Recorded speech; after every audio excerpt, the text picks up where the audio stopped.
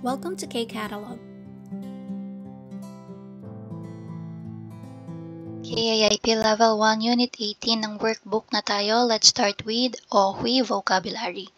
Number 1 instruction, 그림에 맞는, that's 그림에 맞는 단어를 쓰세요. So, tingnan daw natin yung picture and let's write the correct word for the blanks. So, dito, 초등학교 means elementary. 중학교, middle school. And then, what's next? And then, 대학교, college or university.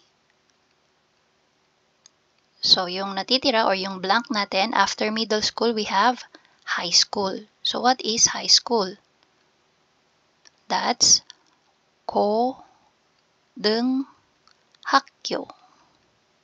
Okay? 고등학교. Number 2. 학생이 되어 학교에 들어가다. So, sabi niya, no? Although, hindi mo naman agad malalaman kung ano ba itong sinasabi sa picture. Pero, meron tayong mga description dito. Sabi, 학생이 되어.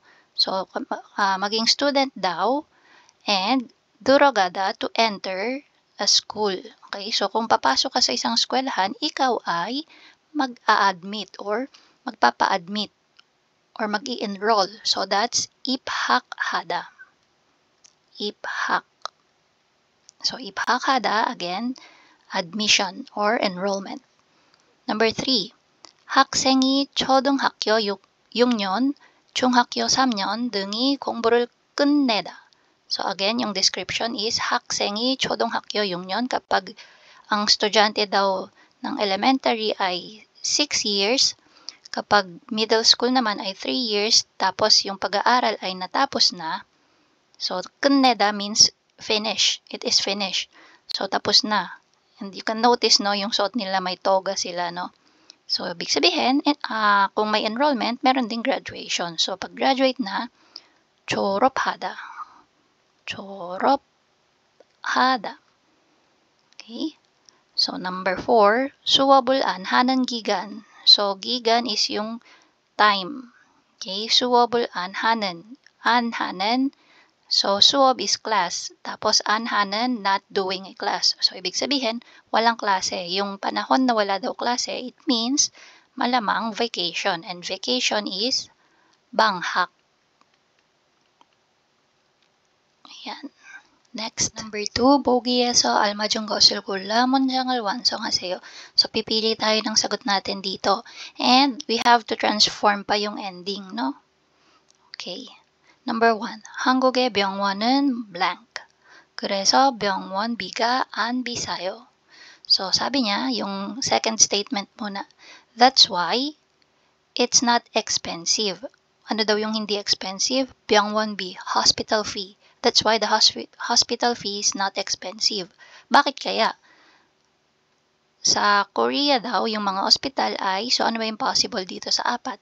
So, 교통카드를 이용하다 to use transportation card. So, walang connect. Next, 대중교통수단을 이용하기 편하다.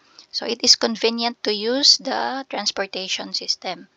So, wala ding connect. 외국인 등록증이 필요하다. Need the alien registration card or foreign registration card. Wala ulit connect. 건강보험이 되다. Health insurance apply. Or, it's possible to apply for health insurance. So, ito yung pinaka may connect, no? So, ito yung sagot natin sa number 1. 건강보험이 되다. So, si 되다, itra-transform pa natin yan. And, yung magiging hint natin is yung ending nung statement dito sa second one. So, sabi niya, 안 비싸요, nakaayo oyo heyo form. So, tayo, yung 건강보험, magiging 되다, magiging 돼요. Yan. Number 2, 도시에는 버스, 지하철, 택시가 많아요. Sa city, ay madaming bus, subway, at taxi. So, ano kaya yung gusto niyang sabihin? Dahil madami ang mga masasakyan, so malamang, yung may kinalaman sa transportation natin is itong 교통카드, transportation card, and 대중교통수단. So, dahil dinidescribe niya yung kung ano yung marami sa city, malamang ito yung sagot. 대중교통 수단을 이용하기 편하다. So, convenient ang gumamit ng transportation dito sa Korea kasi nga madami ang bus, subway at taxi. So, magiging sagot natin, again, naka-ayo, oyo, heyo form lang yung first statement. So, yung statement natin sa susunod ay naka-ayo, oyo, heyo form na lang din. So, 대중 교통 수단을 이용하기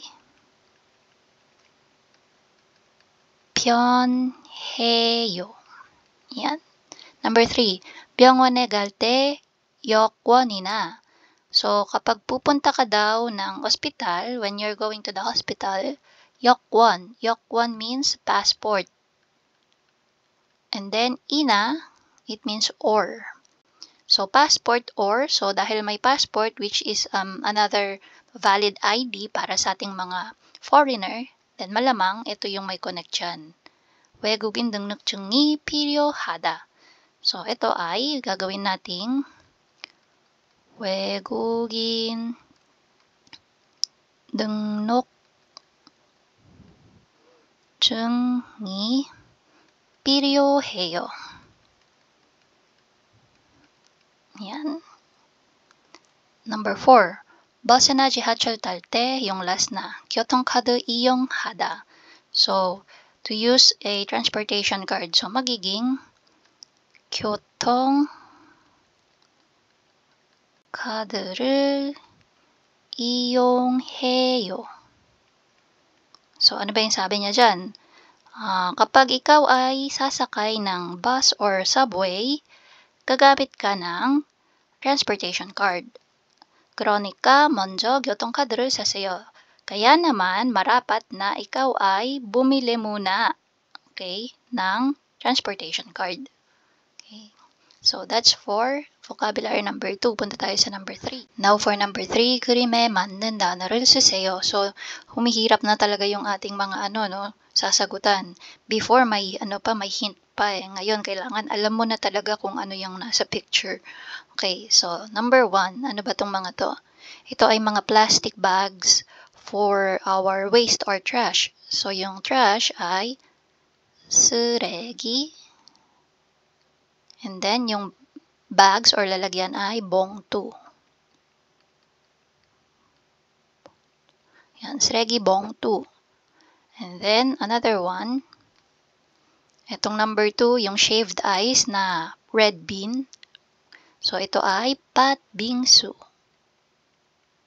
Patbingsu. Number 3, bus lane. So, ano yung bus lane? 버스 전용 차로.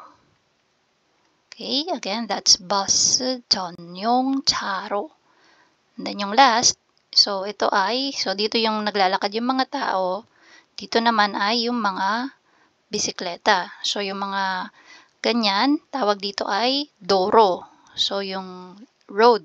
So dito, yung pinaka gustong i-specify dyan is yung road for bicycle, which is 자전거 도로.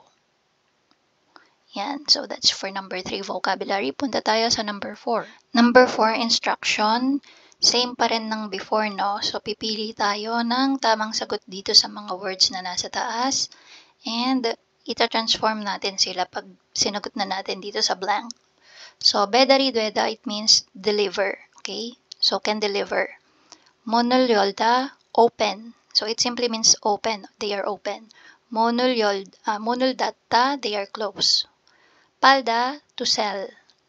So, number 1, 머리가 아파요. 어디에서 약을 살 수 있어요? masakit yung ulo ko. Saan kaya ako makakabili ng gamot? 편의점에 가보세요. Try mong magpunta sa convenience store. Tapos dito, so dahil ang hinahanap niya is kung saan makakabili, malamang yung nagtitinda, okay, ang hinahanap niya. So, palda, gagawin natin, parayo. So, if manotice nyo yung mga naunang statement, ayo, oyo, heyo form sila. So, dito din, pyonejo, mesodo, yagul, para. Yun, ibig sabihin yan. Sa convenience store ay nagbebenta din. So, yung do dyan, no? Do, din. So, parang sinasabi niya na sa convenience store din, nagbebenta sila ng gamot. Number 2, 은행은 몇 시까지 해요? Hanggang anong oras po ang bangko? 4시까지 blank. So, again, ano yung open? 문을 열다. So, nag-ooperate sila hanggang 4 o'clock. So, 문을 열어요. Number 3, 토요일에 우체국을 이용할 수 있어요? So, sabi niya, pag Sabado ba, ay magagamit ko ang post office. So, 이용하다, it means to use. Pero yung same siya with 쓰다. Okay? Or 사용하다. Pero kapag itong 이용하다 kasi, more on ginagamit siya sa mga, katulad niyan, post office, sa bangko, sa government agencies, yung lugar na kung saan pwede kang magpunta to use yung kanilang system or facilities. Ayan. So, 토요일 우체국을 이용할 수 있어요. Simply means, pag Sabado ba, pwede akong magpunta ng post office? Ang sagot ng kausap niya, 아니요, 토요일에는. So, hindi daw. Pag Sabado daw, malamang sarado. Okay, so ito yung sagot natin sa number 3. 문을 닫아요. Number 4. 여기 행복 아파트예요. 지금 주문돼요. So, malamang magkausap sila sa over the phone. So, nagpakilala siya, no? Sabi niya, dito po ay 행복 아파트. Okay, so apartment, ang pangalan ng apartment ay 행복. So, parang sinasabi niya kung saan yung lugar niya. Tapos, tinanong niya, 지금 주문돼요. Pwede po bang mag-order ngayon? So, anong sagot ng kausap? 네, 저희 가게는 24시간. Sabi niya, opo, yung store po namin ay 24 hours na malamang nagdi-deliver. Okay, so yung 배달되다, 배달이 돼요. Yan, so that's for our vocabulary. And that's it. If you find this video helpful, please hit the like, share, and subscribe button. So I still hope to see you in the upcoming videos, and again, thanks for watching.